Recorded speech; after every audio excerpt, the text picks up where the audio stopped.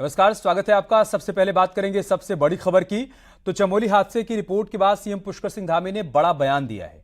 CM Dhami ने कहा है कि मजिस्ट्रेट जांच के बाद बड़ा एक्शन ले रहे हैं।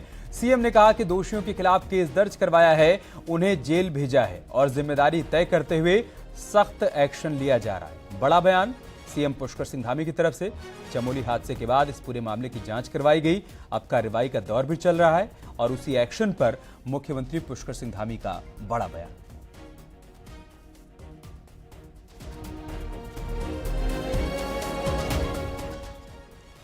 चमोली में सीवेज प्लांट में हुए करंट हादसे के बाद मजिस्ट्रेट जांच की रिपोर्ट आ गई है। रिपोर्ट में साफ तौर पर खुलासा हुआ है कि सुरक्षा मानकों की भारी अनदेखी की गई।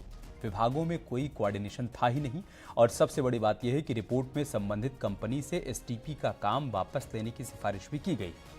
आरोपी कंपनी से प्लांट का काम वापस लेने की सिफारिश की गई। इस हादसे में 16 लोगों की मौत हो गई थी और कई लोगों को गिरफ्तार किया गया है।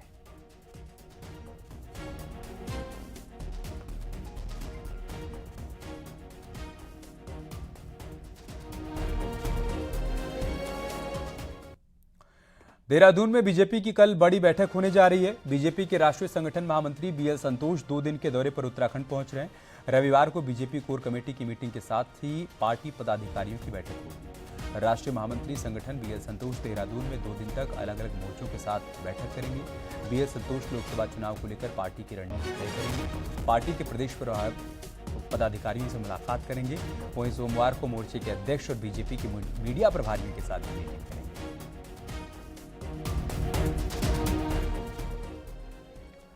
बीजेपी के राष्ट्रीय अध्यक्ष जेपी नड्डा ने अपनी नई टीम की घोषणा कर दी है, जिसमें उत्तराखंड के राज्यसभा सांसद नरेश बंसल को जगह मिली है। नरेश बंसल को राष्ट्रीय सह कोषाध्यक्ष बनाया गया है। उत्तराखंड से जेपी नड्डा की टीम में सिर्फ नरेश बंसल को ही शामिल किया गया है। बाकी किसी अन्य नेता को इसमें जगह नहीं मिली है, जिसके बाद नरेश बंसल को बधाई देने वालों का तांता लग गया। नरेश बंसल ने भी केंद्रीय नेतृत्व का शुक्रिया अदा किया और कहा कि अपने काम से ही पार्टी को आगे बढ़ाएंगे।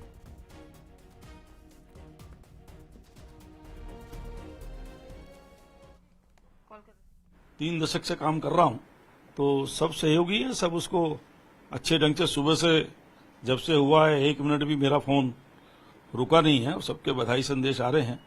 सबका स्नेह, प्यार, आशीर्वाद और सहयोग मुझे हमेशा मिला है, आगे भी मिलेगा। अभी किस तरीके से देख रहे हैं, क्या कहना चाहेंगे केंद्रीय नेतृत्व का? केंद्रीय नेतृत्व का मैं बहुत आभारी हूं कि एक छोटे से राज्य से निकलकर मैंने राजनीति प्रारंभ की और केंद्रीय नेतृत्व ने सदैव मुझ पर विश्वास भी किया और मुझे नए नए दायित्व भी दिए। उत्तराखंड में एक बार फिर बाघों की संख्या बढ़ गई है। वहीं कॉर्बेट और राजाजी टाइगर रिजर्व में भी बाघों की संख्या में इजाफा देखा गया है।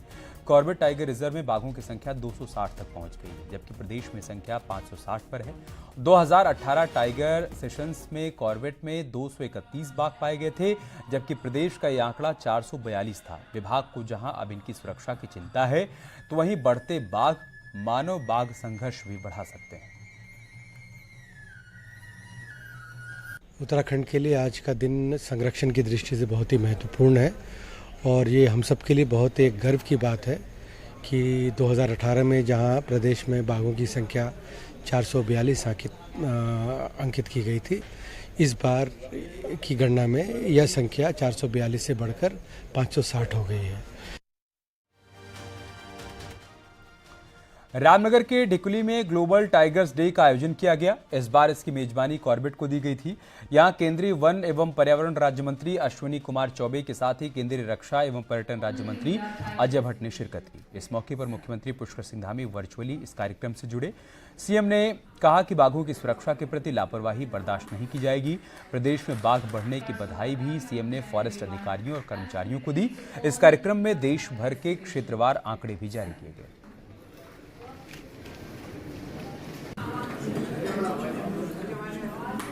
आज जहां मैं रामनगर, जो यहाँ राम गंगा भी बहती है और जिम कॉर्बेट के कार्यक्रम में सफल कार्यक्रम हुआ है। हमारे देश के कई टाइगर रिजर्व क्षेत्र से यहाँ पदाधिकारी आए हैं।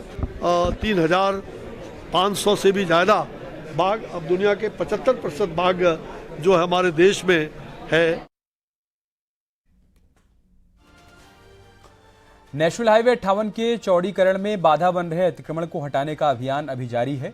आज हरिद्वार के भूपतवाला क्षेत्र स्थित एक मंदिर को हटाया गया। जिला प्रशासन और एनएचएआई के अधिकारियों ने मौके पर पहुंचकर मंदिर प्रबंधन को समझा बुझाकर मंदिर हटाने की कार्रवाई की। इस क्षेत्र में नेशनल हाईवे के फ्लाईओवर का काम चल रहा है। मंदिर प्रबंधन को काफी समय पहले ही मुआवजा दिया जा चुका है। बावजूद इसके कई नोटिस देने के बाद भी मंदिर नहीं हटाया जा रहा था, जिसके बाद आज प्रशासन ने मौके पर पहुंचकर कार्रवाई की। विवेकेश्वर महादेव मंदिर को हटाया गया।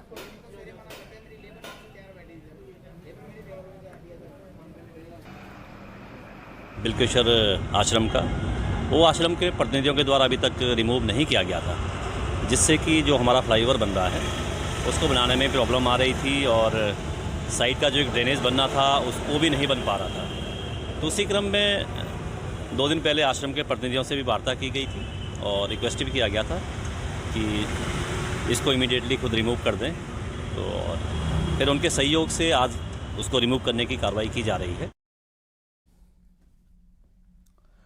देहरादून के नगर क्षेत्र इलाके में एक हिंदू युवक को मुस्लिम समुदाय के लड़कों के मारपीट के आरोप में पुलिस ने 4 आरोपियों को गिरफ्तार कर लिया।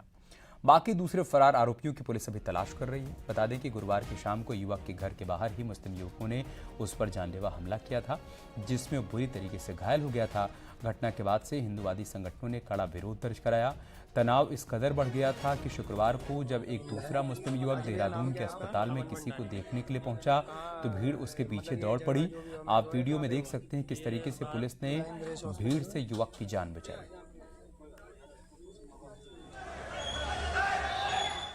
उसके द्वारा एक फेसबुक में कुछ लिखा था, तो उसके बाद उसने उस चीज़ में माफ़ी भी मांगी। तो उस बेसिस पे जो है जो दूसरे लड़के थे उन लोगों ने जो है एक ग्रुप बना के उसको मारा। उसमें हमने 4 अरेस्टिंग कर दी है, बाकी अभी दबिश जारी है और लगभग 20-25 लोगों से पूछताछ चल रही है हमारी। अल्मोड़ा की कोसी घाटी में आज सैकड़ों लोग खास मकसद से सड़क पर उतर आए। धर्म विशेष के खिलाफ गुस्सा 7वें आसमान पर है। चौखुटिया में नाबालिग से छेड़छाड़ तो द्वाराहाट में गाय के मामले ने पूरे अल्मोड़ा में उबाल ला दिया है। पहाड़ में विशेष समुदाय की ओर से जिले के अलग अलग कस्बों में घटनाओं के बाद लोगों में गुस्सा बढ़ता जा रहा है, जिसके बाद कोसी घाटी विकास मंच ने सैकड़ों लोगों के साथ पूरे बाजार में जुलूस निकाला। सभी से ये अपील की गई कि विशेष समुदाय के लोगों को अपनी जमीन और मकान किराए पर न दें। पहले तो क्षेत्रीय जनता में जागरूकता हो। यहाँ पर बाहरी लोगों के द्वारा स्थानीय लोगों को काफ़ी प्रताड़ित किया जा रहा है और हमारे सोमेश्वर में हो गया, द्वाराहाट में हो गया, चौखुटिया में हो गया, भिकिया सैंड में हो गया, रानीखेत में हो गया, इस तरह की दुर्घटनाएं घटित हो रही हैं, जिसको देख करके सामाजिक जनता में जागरूकता होना बहुत ज़्यादा जरूरी है। हमारे माताओं को, बहनों को यहाँ बहला फुसला कर अपने धर्म परिवर्तन कर रहे हैं। उस उपलक्ष्य में हम अपने धर्म की रक्षा के लिए ये हिंदू कोसी घाटी विकास मंच का ये जो निर्माण किया है हमने, उसी के उपलक्ष्य में ये आज जुलूस निकाल रहे हैं। रानीखेत और चौखुटिया में हिंदी लड़कियों को भगाने के बाद मामला और भी गर्म हो गया। महिलाओं ने भी सड़कों पर उतरकर मोर्चा संभाल लिया है। ये जो समाज में जो वो हो रही है, गंदगी फैल रही है, उसको साफ करने के लिए हमारा धर्म परिवर्तन हो रहा है। हमारे बच्चों, सनातन धर्म को बचाने के लिए हमारे बच्चों के साथ दुष्कर्म हो रहे हैं। हमारा धर्म परिवर्तन होता है, उसको बचाने के लिए अपने धर्म को अपने धर्म की रैली के लिए, क्योंकि हमारे इधर जो बाहर से लोग आ रहे हैं उनको उनकी जनसंख्या कम करने के लिए, क्योंकि वो एक बहुत भारी मात्रा में यहाँ आ रहे हैं। पहाड़ों में विशेष समुदाय के लोगों को जमीन नहीं बेचने और कमरा किराए पर नहीं देने की मुहिम कई दिनों से चल रही थी और अब हालिया घटनाओं के बाद अल्मोड़ा में खासा उबाल है। न्यूज़ 18 के लिए अल्मोड़ा से किशन जोशी की रिपोर्ट।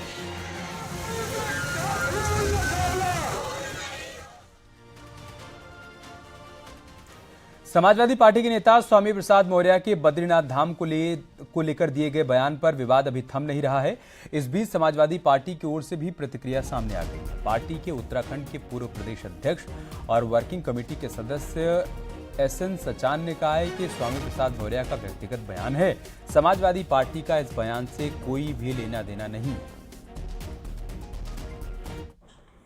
देखिए, स्वामी प्रसाद मौर्य जी ने जो एक बयान दिया है वो उनका व्यक्तिगत बयान है और समाजवादी पार्टी का वो अधिकृत बयान नहीं है। अगर समाजवादी पार्टी का अधिकृत बयान होता तो समाजवादी पार्टी कार्यालय से वो दिया गया होता और मैं समझता हूँ कि चूँकि वो बौद्ध धर्म के फॉलोवर हैं इस वजह से उन्होंने ऐसा बयान दिया होगा। तो समाजवादी पार्टी का इससे जो ऑफिशियल कोई लेना देना नहीं है, उनका व्यक्तिगत बयान है।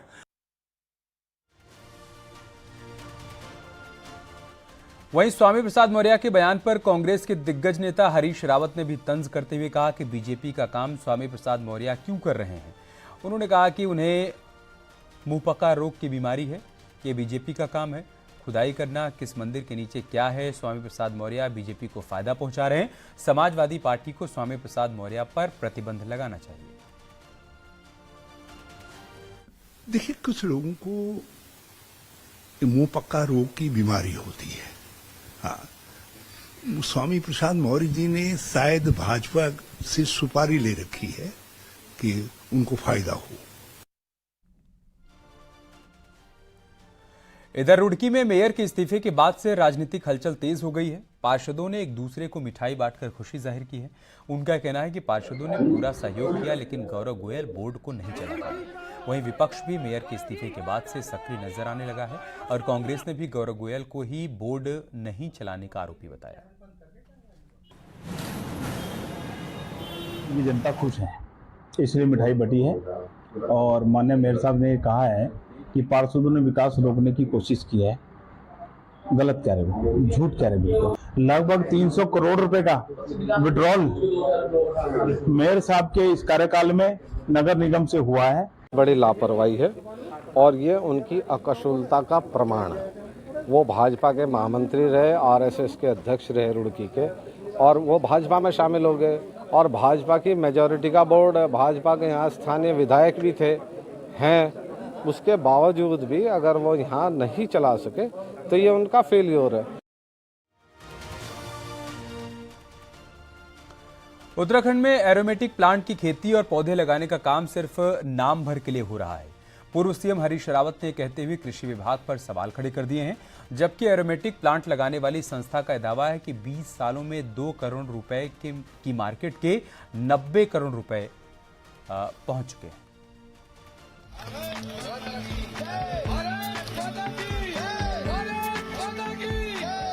तुलसी, कपूर, दालचीनी, तिमूर, लेमन ग्रास वो पौधे हैं जिनके ऑयल और दूसरे प्रोडक्ट्स की डिमांड मेडिकल से लेकर कॉस्मेटिक इंडस्ट्री में है।